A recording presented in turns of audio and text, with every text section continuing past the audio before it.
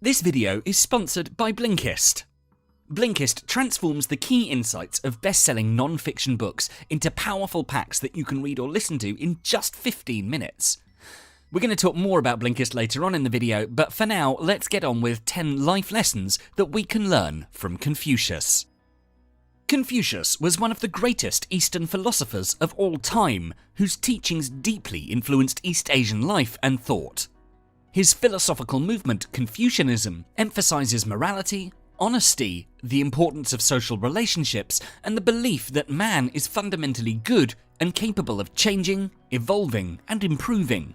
So here are 10 lessons we can all learn from one of China's most iconic historical figures. Number 1. Learn to see beauty in everything. Confucius says, "Everything has its beauty, but not everyone sees it." In today's world, our life is mostly made up of routines and patterns. Many of us live according to the rules that are socially acceptable, within the realm of comfort while living repetitively and dreaming of ways to escape. In the modern business of life, it's hard to appreciate the everyday beauty. There are many things in life that can irritate you, like traffic, your kids throwing fits, stepping on Lego, your computer running slowly, your pet throwing up on the carpet, losing your keys, or your phone just randomly stops working. We always fail to see the silver linings or the bright side. In reality, the simple fact that you're in the world and able to experience anything at all is little short of a miracle. The sheer complexity of all the events that have had to happen in order for you to even exist and to have a computer in the first place to go slow is simply mind-boggling. Consider just within your own body how much is going on right now that just happens without you even thinking about it. Imagine if you had to think about breathing or making your heart beat or even digesting your lunch. All of this and so much more is going on just so you can watch this video and understand it without dying. Isn't that incredible? And this detail doesn't just exist in us, it's in everything around us. So this means boredom is a fiction that we tell ourselves instead of admitting laziness. To truly understand this is to see that there really is beauty, detail, and interest in everything around you, from the pile of manure to the flowers that grow from it. If we look for the beauty in every moment, we can gain new insights and understanding in our own lives and the world we're all living those lives in. Number 2. Moral values start at home. In the words of Confucius, the strength of a nation derives from the integrity of the home. Moral values are a set of principles guiding us to evaluate what's right or wrong. Moral values such as integrity, determination, loyalty, truthfulness, honesty, giving respect to each other, and so on, help shape the character and personality of individuals. According to Confucius, these moral values can be best adopted at an individual family level. Confucius saw the family as the sole origin and foundation of the nation. The family, being the smallest unit in the nation, plays a very important role in ensuring the stability and progress of that nation. The principle adopted by Confucius that people should not do to others what they don't want to be done to them is best applicable in the family level. It means people should treat others as they would want to be treated themselves, as in, if one wants to be treated a certain way, one should treat others in that way. If everyone were to follow this rule, everyone would be treated well, and by ensuring order and harmony at an individual family level, it becomes automatic that the nation as a whole will follow suit. This is so because a nation is a combination of homes which are made up of different family members. It's only by cultivating love among those family members that the nation can in turn demonstrate love. Without love and mutual respect by all family members, whether parent or child, it's impossible to instill the high moral values we'd like to see everyone achieve. As such, the more families that do demonstrate mutual love and respect, the more harmonious the coexistence of the wider community, whether local, national or global, will improve. Number 3. Never do anything half-heartedly. To quote Confucius, "Wherever you go, go with all your heart." Some people succeed over others because they give 100% to whatever they commit to. Most of us commit to something, but usually give it a half-hearted effort. It means that you don't have that much energy for it. You're not that motivated for it, or interested in doing it, or inspired, but still participate in whatever you're doing. Most of us waste too much of our time, money, and energy by not committing wholeheartedly to something that's important to us. Putting a half-hearted effort into things that matter in life means we're constantly falling short of our potential. Our half-hearted effort is still exhausting. It consumes energy without producing results. It's stressful. It makes us feel like a failure when we're not. It's just that we haven't fully committed to something, which is why we need to do everything wholeheartedly. We need to give our 100%. Doing things wholeheartedly means you bring your whole self to work and you lead from your heart. This way you'll be more likely to be the person who cares more, shares more, understands more, says more, feels more, hears more, and is liked more. You can accomplish anything if you do it with all your heart. Number 4. Never give up. In the words of Confucius, it does not matter how slowly you go as long as you do not stop. Confucius teaches us that it doesn't matter if you're moving a step closer or an inch closer to your dreams. The most important thing is that you keep moving forward. We all love to fall in love with the idea of something grand. We love the thought of being a famous tech entrepreneur far more than we love sitting in a dark room for years on end learning how to code. And when we hit the first roadblock, we assume failure and give up entirely because knowledge and master over a skill wasn't the driving force. The shiny reward at the end was. We need to understand that success is a work in progress. The truth is, you're going from point A to point B. So if you're consistent, while it might not happen in the time frame that you'd expected, you'll surely reach where you want to go in the end if you put in the daily required effort and keep on developing your skills. Just as there are common steps that people take to achieve success, there are common steps people take to fail. So even if you do get stuck, do not change your goals. No matter what the difficulty is, just change the approach you take to get it. Number 5. Everyone has wisdom to share. Confucius says, "If I am walking with 2 other men, each of them will serve as my teacher.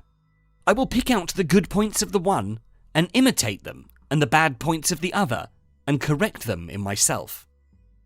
This is one of the great lessons of life. According to Confucius, everyone around us is a lesson, and we should try to learn everything we can from them. There are some things that we learn from books, by going to classes, watching presentations, or listening to lectures. Other things we learn from people, by observing, analysing, imitating, practicing. When we're open to learning from others, we benefit from their experience and we can inherit their wisdom and knowledge. A good example is asking friends how they find time to read 1 book a week. The best way to learn from people around you is by having friends who are better than yourself. Your friends are a guiding light to your future as you are often headed where they already are. Therefore, surround yourself with friends who are going where you want to go, who share your values and convictions and drive each other to be the best self you can be. Learning from others is not a passive process, but one that requires work and commitment on our part. So pick out qualities in others which you admire and implement them. And use negative qualities as reminders of where you don't want to go or get rid of bad traits you might have yourself. There is always something to be learned. Number 6. Ignore gossips. To quote Confucius, "If they spit at you behind your back, it means you're ahead of them." There are 7 billion people on this planet, out of which we'll roughly encounter 25 to 30,000 of them in our brief lifetime. At any phase of your life, there are going to be people who are going to be more fortunate than you, and there are going to be people who are going to be less fortunate. Unfortunately, some of them will gossip about your fortunes behind your back. It feels pretty awful to have people talk about you behind your back, but people usually do this for 3 main reasons. 1, when they can't reach your level. 2, when they don't have what you have. And 3, when they try to copy your lifestyle, but can't. A jealous person won't come and tell you that he's jealous of you, nor will he say it directly to one of his friends, but instead his jealousy will appear in the form of hatred, resentment, and gossiping. The people who envy you the most are the ones who are most in need of what you possess. For example, your millionaire friend's never going to envy you if you bought a new average price car. but your friend who has no car is the one who's most likely going to be jealous of you. Good or bad, people are going to talk. Focus on the people who care about and support you, not the people who gossip. Number 7. Think of the consequences. In the words of Confucius, when anger arises, think of the consequences. According to Confucius, if we're angry at someone, then we're defeated by them. We in the West believe that anger is not always bad. We believe that anger is justified if one is angry at the right time and in the right context. Confucius, just like Seneca, believes that there is no such thing as a good amount of anger, and it is extremely important to think of the consequences when an emotion like anger arises. Anger is a powerful emotion, and it may have destructive results for you and those closest to you. Anger can lead to arguments, physical fights, physical abuse, assault, and self-harm. Hence, whenever you feel you're about to get angry, remove yourself from the situation that's provoking you, or withhold all actions until you feel yourself in a completely tranquil state of mind to think of the consequences. Try reading, deep breathing, meditating, or some other activity you find relaxing. This can relieve the tension in your muscles and help you relax. Even after taking the time off, if you feel that you're wronged, you should choose to forgive and move on, because at the end of the day, to be wronged is nothing unless you continue to remember it. Number 8. Practice the art of silence. As we learn from Confucius, silence is a true friend who never betrays. Silence is a rare privilege in the modern world. When we're not talking with others, we fill our sonic space with different types of media, and with the advent of podcasts, we can always have something to listen to. For some of us, the absence of sound is almost startling, as we feel automatically compelled to turn on the TV or radio. There are times throughout the day to integrate silence into it if you keep an eye out for them. If you are a stay-at-home parent, you can dedicate the first 15 minutes of nap time to a silent house. If you work, consider leaving your phone at your desk and going for a walk on your lunch break uninterrupted. Take 5 minutes during the day to stare out the window and be in the present moment. Silence is an inner state. In the absence of silence, you tend to get overtaken by the mind, body, and emotions. The clutter prevents you from listening to your psyche and soul. To listen to your soul, you need to establish a strong relationship with silence. Without it, we might remain unaware of many things about ourselves. Silence empowers you to think things through and come up with solutions, because it's only in silence that you can truly listen well, that you can listen to the deepest wisdom of your soul. Number 9. Practice filial piety. In the words of Confucius, there are 3 degrees of filial piety. The highest is being a credit to our parents. The second is not disgracing them. The lowest is being able simply to support them. Filial piety is how children show their gratitude by repaying their parents for their kindness, love, and caring. People from Asia are often more communal and family-orientated. Therefore, children have more respect for their elders and will take care of aging parents in their own homes until they die. This is in contrast to the majority of us in the West, who are unusually focused on individualism and youth. As a result, it's all too common for us to show little respect for extended families and aging parents. We're so busy developing our own careers, raising kids, and being absorbed in our own lives that we tend to farm our aging parents out to institutions. According to Confucius, children should take care of their aging parents for several reasons. To begin with, they helped us to grow, and without them, we wouldn't even be in this world. They provided us love, shelter, clothes, and medicine, whatever we needed at that time. They also provided education and taught us how we could survive in the world.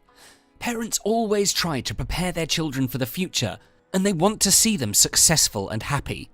Therefore, one can argue that they have a right to expect something from their children in their old age. So even if you are far away, occupied with your busy life, you can practice filial piety by maintaining frequent contact, visiting them more often, stepping out with them, sending them money, and so on. Our parents made a lot of sacrifices for us in their lives, so we as children should show our love and gratitude for elderly parents by taking care of them. Number 10. Embrace getting older. In our final piece of wisdom from Confucius, he tells us, Old age, believe me, is a good and pleasant thing. It is true you are gently shouldered off the stage, but then you are given such a comfortable front stall as a spectator. When we turn 40, we suddenly find ourselves slowing down, gaining weight and losing muscle tone. We're less energized than a few short years ago. A new study has concluded that people with a positive attitude about getting older live longer and have better mental health. Those who look at aging as a bad thing are more likely to suffer a heart attack, a stroke, or die several years sooner. Hence, we need to change our perspective.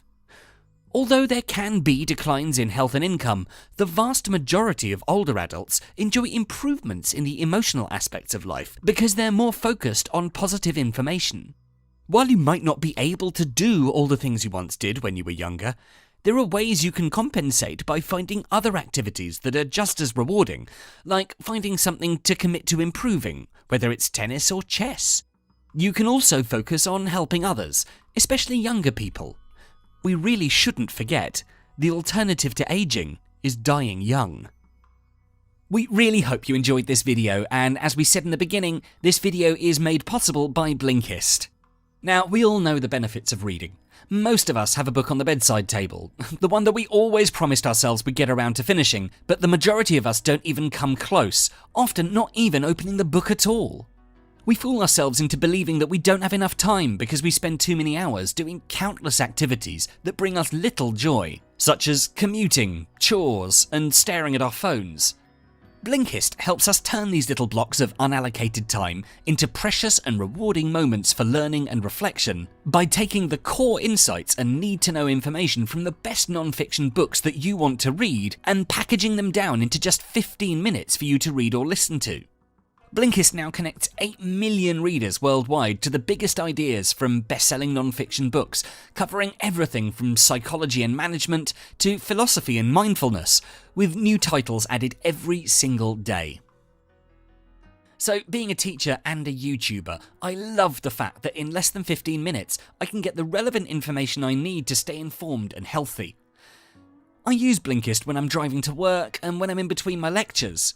I've actually read and listened to a lot of books on philosophy, like The Daily Stoic by Ryan Holiday, How to Be a Stoic by Massimo Pigliucci, and Happy by Darren Brown. I heartily recommend that you check out these wonderful books on Blinkist. And the first 100 people to click on the link in the description will get unlimited access for the first week to try it out, and a 25% discount if you then want to go on to a full membership. You can, of course, cancel any time in that trial week, but I'm sure once you give it a go, you most certainly won't want to. So, if you enjoyed this video, please do make sure to check out the full Philosophies for Life channel, and for more videos to help you find success and happiness using ancient philosophical wisdom, don't forget to subscribe.